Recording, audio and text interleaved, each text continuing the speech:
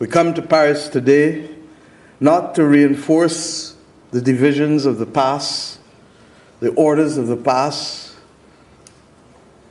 but we come to Paris to identify the common humanity that we share and the absolute moral imperative to save our planet and to make it livable. We don't need a lot more words today. And quite honestly, I don't know that I have it in me to give more words. As I speak to you, my country, that of St. Vincent and the Grenadines and others in the Caribbean, in the Eastern Caribbean, are under a tropical storm watch for Tropical Storm Beth, literally. Yesterday, I had to decide whether to stay or to go. And I chose to stay because it is important that we move to action. Behind Tropical Storm Beth is another system. And hence, this is our new reality. We have heard this morning from Vanessa. We've heard from the economists. We've heard from the president of Niger. And everyone has spoken truth with feeling, with clarity. And Emmanuel, I've left you for last because privately I call this the How Dare You Summit. How dare you? How dare you upset the order? How dare you step out of your crease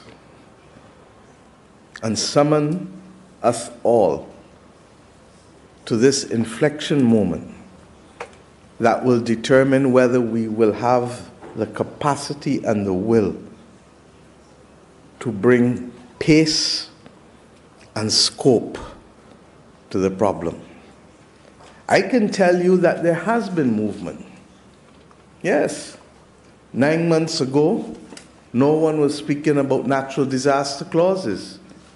Now we have people wanting to recognize the wisdom of it because countries do need to pause debt payments if they are going to house and feed people who are victims of a climate crisis. Doesn't quite work as well for those who have to move people who are suffering from drought, as the president of Malawi has had to do. So we need to perfect it. 9 months ago, no one was talking about multilateral development bank reform at scale. And Ajay, the World Bank was not as forceful in its commitment to the crisis of climate as it is now. And we wish you all the best because in your hands lies the need for pace and scope. 9 months ago, we were not prepared to discuss issues of debt. And Kristalina, when no one else was stepping up during the pandemic, yes, you led the way, recognizing that your duty was not only to deal with the symptoms of the balance of payments problems, but to go back to the treaty and its underlying objective of securing growth and macro and financial and economic stability. But what is required of us is not simply to mark a card for progress. As we heard from Vanessa, what is required of us now is absolute transformation and not reform of our institutions. And that transformation is required because while the world knew since the 1890s that we were facing the warming of the climate, we chose not to heed the advice of scientists. And that which could have been done in more than a century is now being reduced to be done in less than a decade. And Secretary General, my heart bleeds for you, because yours has been almost that constant voice in the wilderness. But I say to you that it has not been in vain. As you heard from President Macron this morning, there is now the beginning of the understanding that poverty and climate cannot be separated. That education and climate cannot be separated. And later today we will go into the details of what that action must look like, much of which we have put in the Bridgetown Initiative, not because we believe we have the answers alone, but simply because we had the will to pull people together and say, let us discuss these issues and let us make enough noise consistently to command the attention of those who must speak and who must act. I ask us today not to leave Paris without understanding that the bolstering of the political ambition that is required must secure transformation and not reform. And I ask us to ensure that those of us who are heads of government and heads of state recognize that the world cannot continue in the shadow of an old imperial order that does not see countries, does not feel countries, does not hear countries, and worse, does not see, feel, or hear people.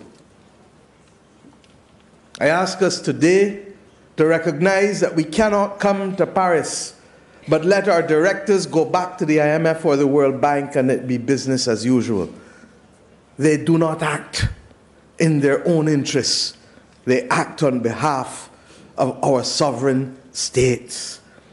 And that is why we speak not only to the need for money, we speak to the need for the reform of the governance systems. Because when these institutions were founded, our countries did not exist. And we speak for a complete transformation of securing the sources of capital, as unpopular as it might be to voice it. We do not ask for the bankruptcy of private companies. That's not our wish. But we do ask for everybody to share the burden so that we can share the bounty. And it therefore means that simply relying and holding only governments accountable has run its course.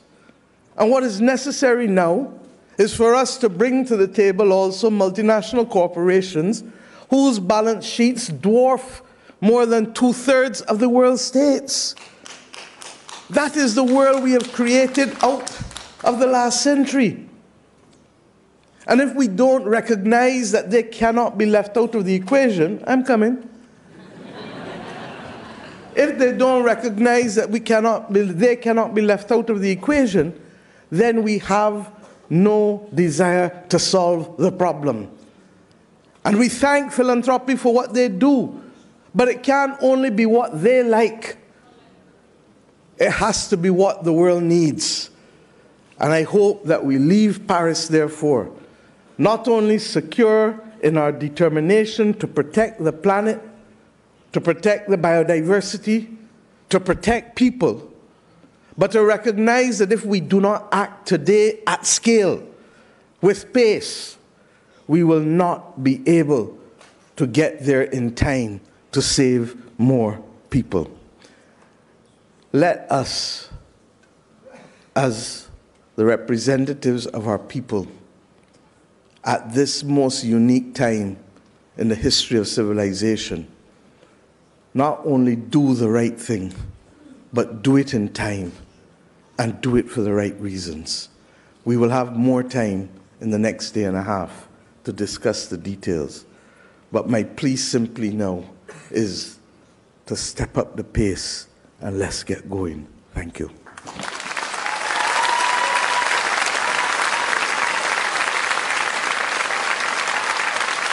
Merci beaucoup, Madame la Première ministre. Pour conclure cette cérémonie d'ouverture,